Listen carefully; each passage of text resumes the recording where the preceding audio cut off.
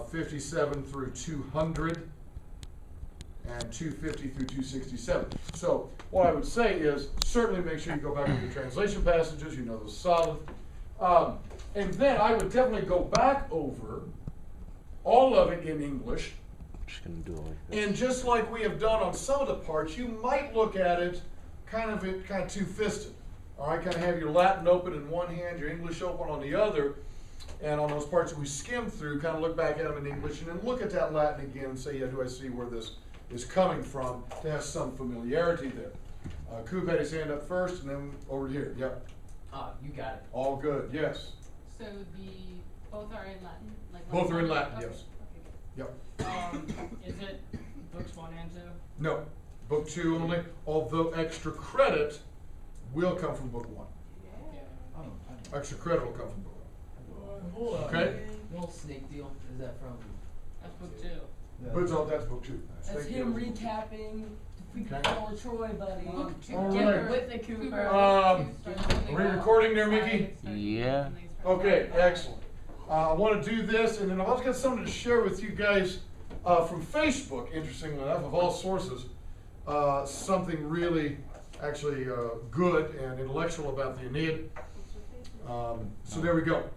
So we're picking it up on about line 281. Actually, that's where the homework begins, 281.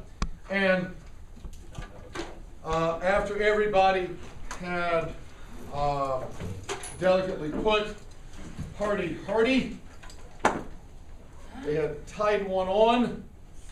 They had gotten a little looped, a little smashed, a little blotto.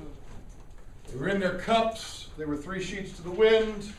They were hammered, they were smashed, they were drunk, they were inebriated, they were pickled, and so forth.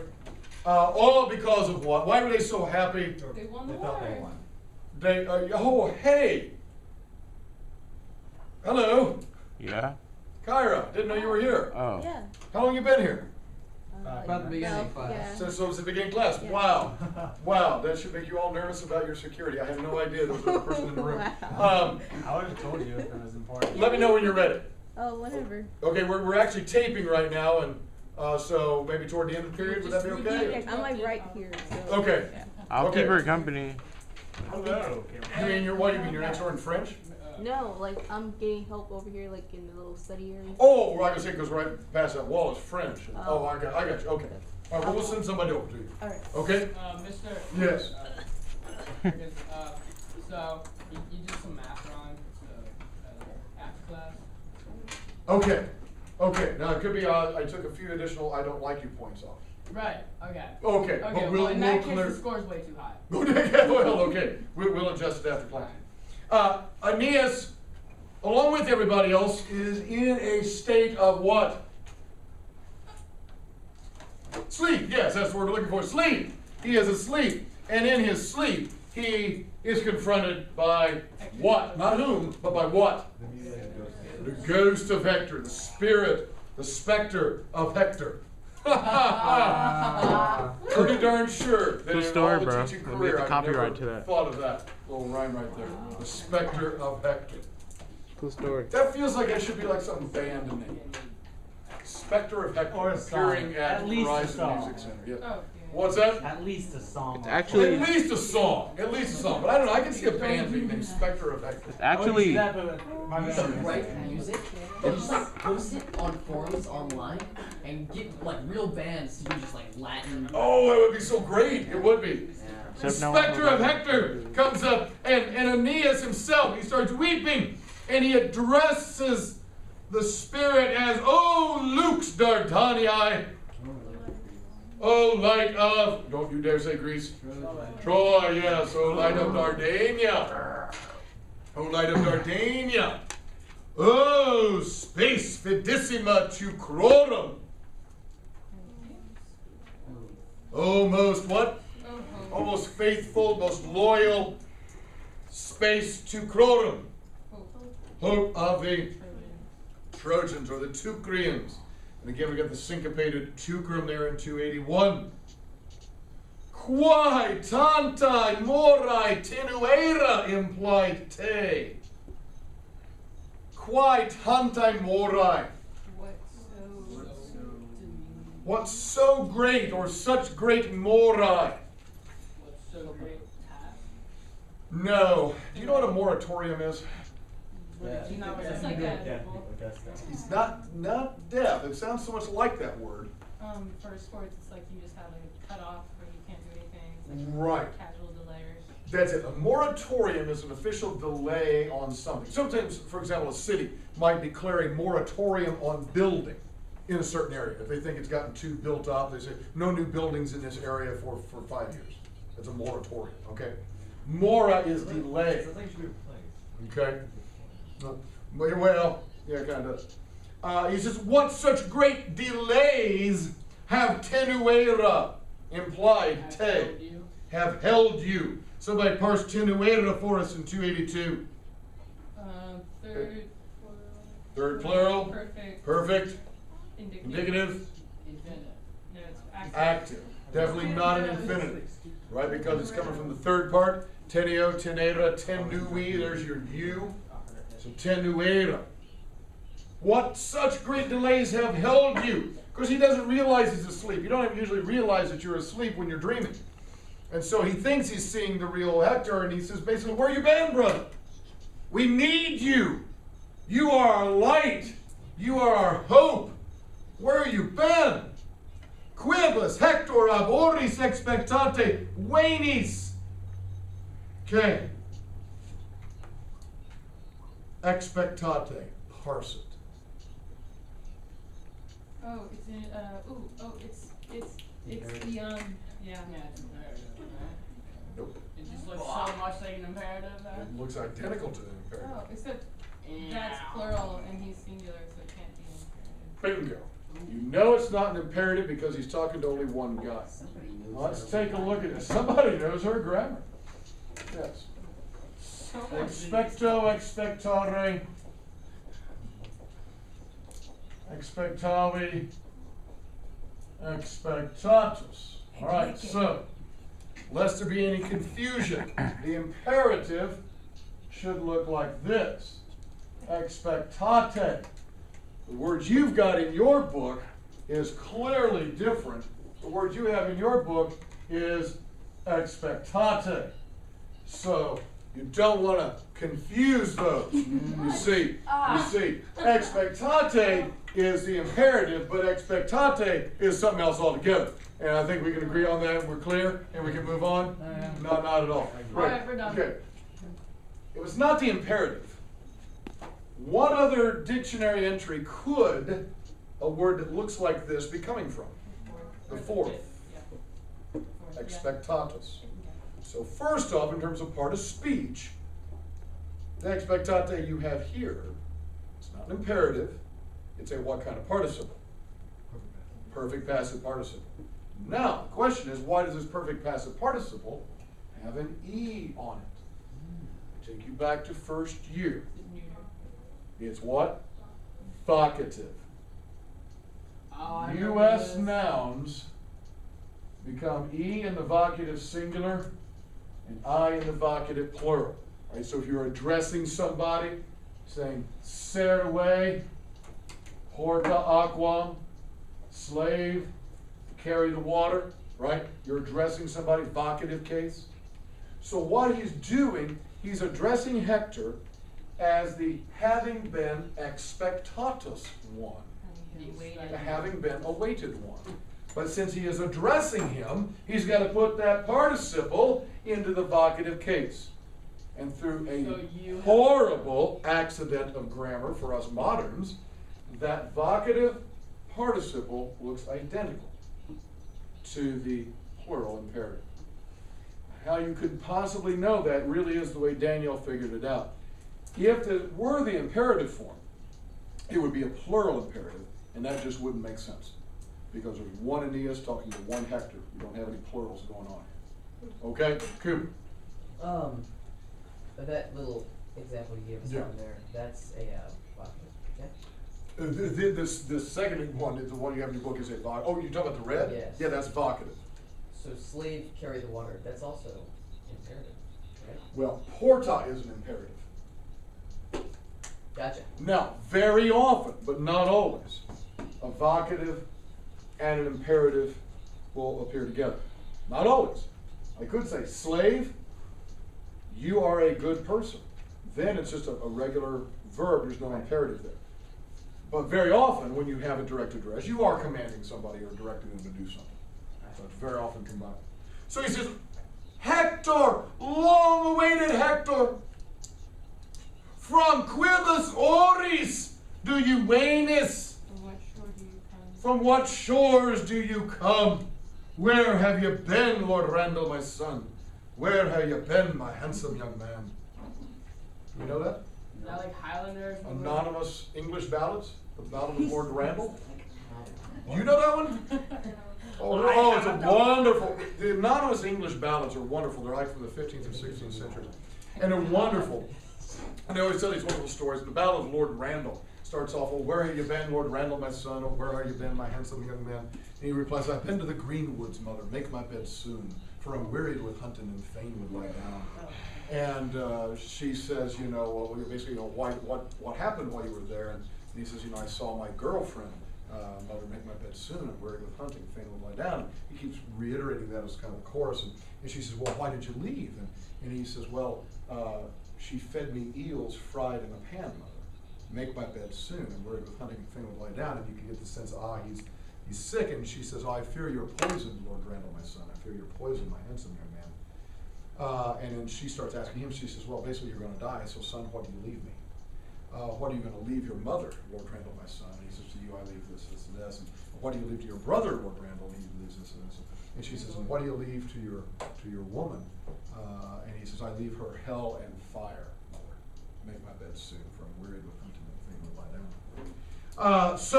I've eaten eel, and it was not poisoned. Was that? I've eaten eel. It was not poisoned. Well, not all eels are poisoned.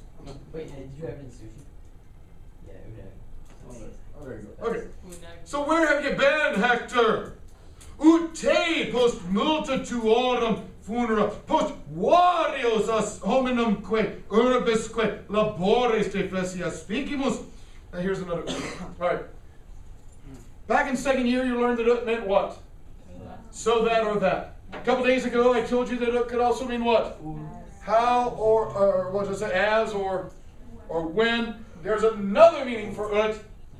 And when it is used exclamatorily, it means how. How? How. Not that kind of how, but how as in quam. Your two exclamatory hows are ut and quam. These both mean how in an exclamatory sense, you know, how dreary the day is, you know, something like that.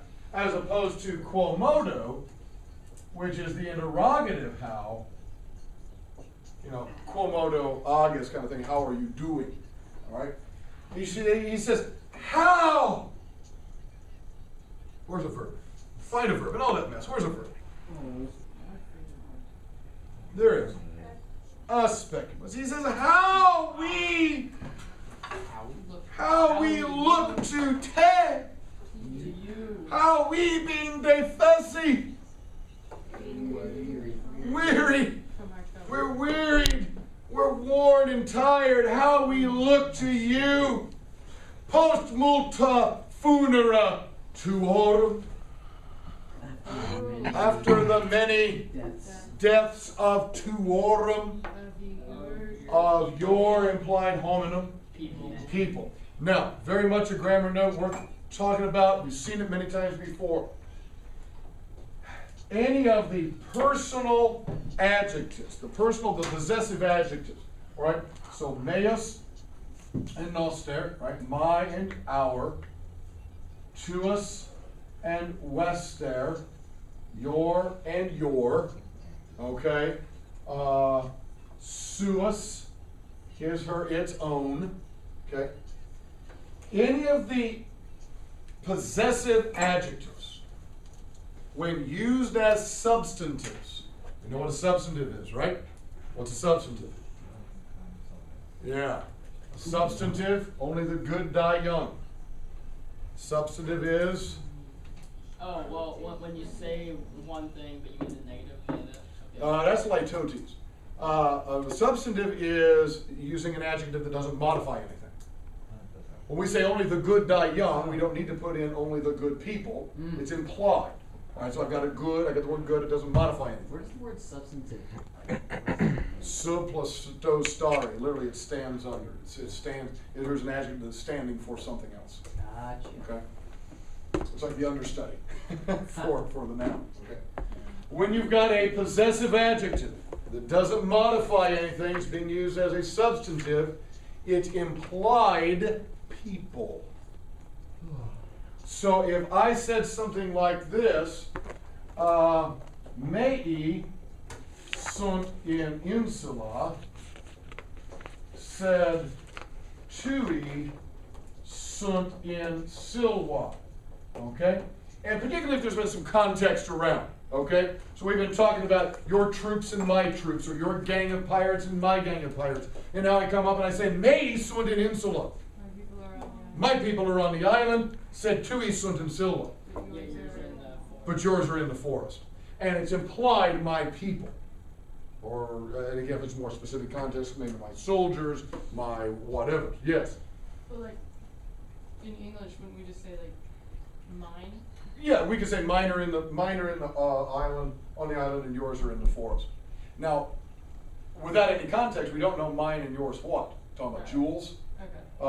But in Latin, it is always implied people. Okay, so It you is have to always have the maze. right. It's implied people. So he says, after many deaths of Tuorum, of your people, we look to you. After the varios labores,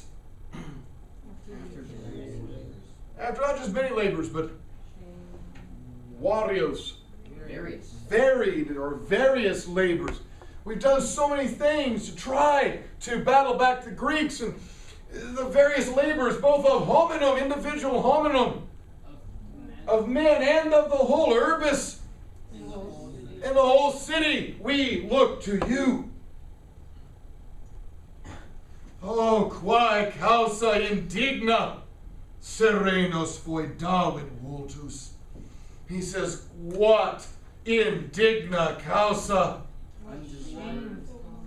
can be shameful or undeserved or unworthy. Think dignity here. What unworthy causa, cause has foedavit your vultus, has defiled your face. Think ora vultusque back from Cicero last year. Okay? Why do you look the way you do? I don't understand. Of course, again, it's all dream situation there, right?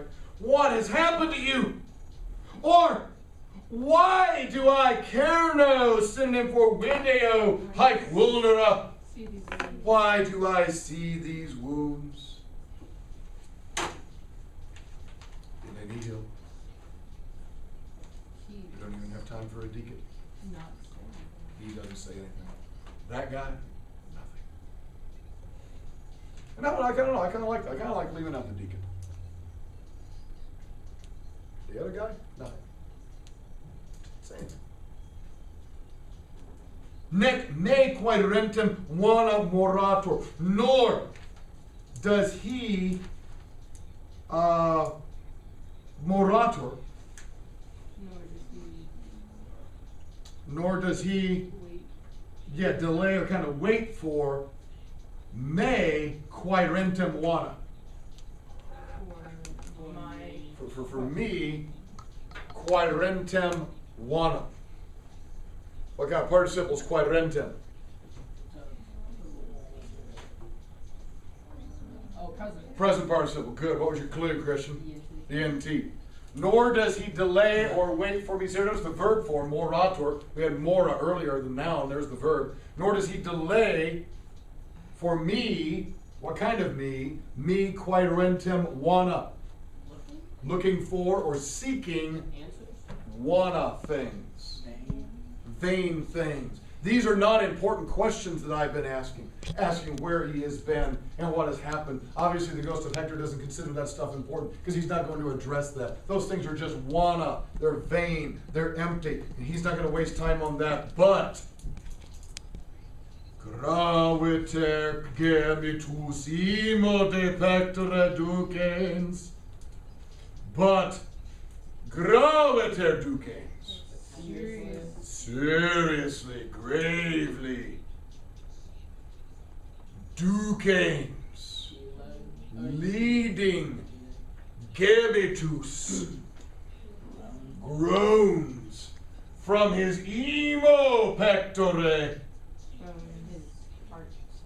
From his heart's depth. That's nice. I like that. Literally from his deepest chest.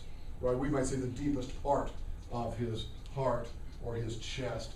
He groans. And now you got to think of one of these, you know, the Jacob Marley character in Scrooge, the Christmas Carol, right? And you've surely read it, or you've seen the movie, or you've seen it in a play sometime. You know, where he comes in, and, you know, he's shaking the change, you know, that goes to Marley, you know. It's all terrifying. Marley. Okay. I just can't stop laughing. What's this? The I was like, Muppets version. The Muppets version. Didn't we It's read the Christmas Carol in it's eighth all grade? the story Great. doing the two Marley brothers. Oh, really? Marley, Marley, and they just like keep laughing. It's like, oh. You're a horrible person if you have. Yeah, that is the best. That's funny. For Christmas, we should see that. We should see that. Right, we in should, Latin. We should do that in Latin. Very good. Muppets are the best. Helfuge nata Oh, who set up the guy? alas, son of a goddess. Fuge. Lee. Says Hector. Now I've got to ask you about nate. Nate is exactly parallel to expectate. Therefore, it is also a what? Perfect.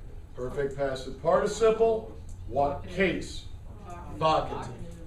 Nate de. Now, while this is weird in that it ended up looking like the imperative, I will say this phrase, nate dea, comes up not infrequently.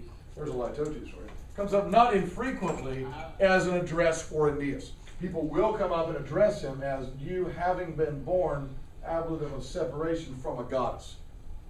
Nate dea, son of a goddess. Fleeces and teis eripe flammis.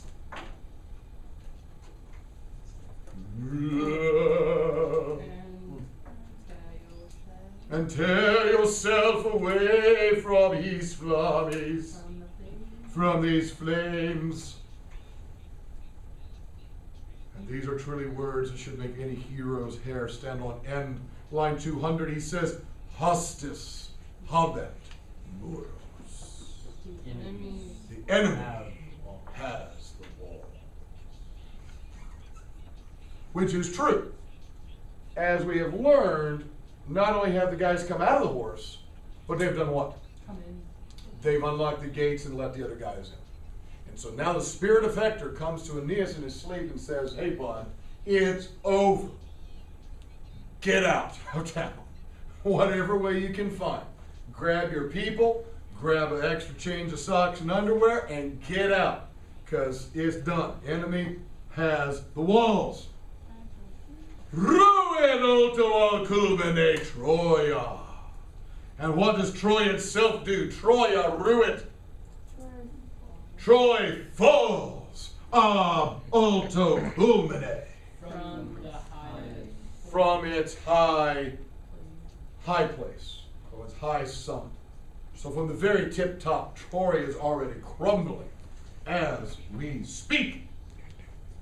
Sat, short for satis, patriae priamoque datum implied est. Satis. Enough. Datum est has been given to your patriae and to Priam and to Priam. In other words, Troy has reached its end. Okay, is Priam Troy? Priam is who? The king of Troy. Oh. So Priam and the city have reached their end. Enough of life has been given to them. They've reached the end. That's it. Now, the grammar here, okay, remember we talked about swim tag? Sound, word order, imagery, meter, tone, allusions, and grammar. Here's a case where grammar really helps the meaning of the sentence here in a particular way. Si Pergama dextra defendi possent, etiam hoc defensa fuissent. Now, Pergama is what? What is it exactly, and what is that kind of in reference to or standing for? Caleb. What, say it again? It's the citadel of Troy, and as such, this is a stand-in for what? For Troy, right? So again, we've kind of compared it with, for the United States, it'd be like comparing it with what? A five-sided building? The Pentagon. Okay, it'd be like comparing with the Pentagon. He says, if Pergamum, in other words, the citadel of Troy, possent defendi. Now, I've got to go back to third year for a moment, and let's review our conditions. Okay? I'm this. Okay? Would have been. If you have got an imperfect subjunctive in both clauses of a condition, the protasis, the if part of the condition, or the apodosis, words also pronounced protasis and apodosis. If you've got that, you've got a what, John? This is a present contrary to fact, and the helping words are were and would. Excellent. Right? So if I were in Rome right now, but obviously I'm not, I would be having a gelato, but obviously I'm not. Right? It's contrary to fact in the present. What if I've got a pluperfect subjunctive in both clauses? I've got what kind of condition? Past contrary to fact. Oh, if I had. And Maggie, could you turn that down, bud? My biggest Oh. concern is that the mic has got to be picking that up if I'm picking it up here. Oh, you are? Yes, I didn't know that. Sorry. Okay. You are And balling helping so words? hard. The helping words? Had. Had and would have. Okay? Now, let's look at what we've got here. We've got a condition because we got C. And then where are the two verbs in this condition? Let's go post-it. Possent is one and Who was fuissent is the other. Here's my question for you guys. What tense are those subjunctives? They're perfect all up in there. Double S. And they're passive? Tricky. Only one of those is pluperfect. Who was Why? Fuissent.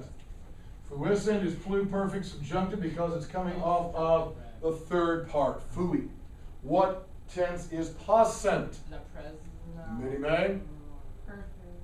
It's coming off the second part, possum, posse. I know what these are. Imperfect. Imperfect subjunctive, good. This is an imperfect subjunctive. Now, it just happens to be the verbs he's using here, it's confusing to us because everything has a double S.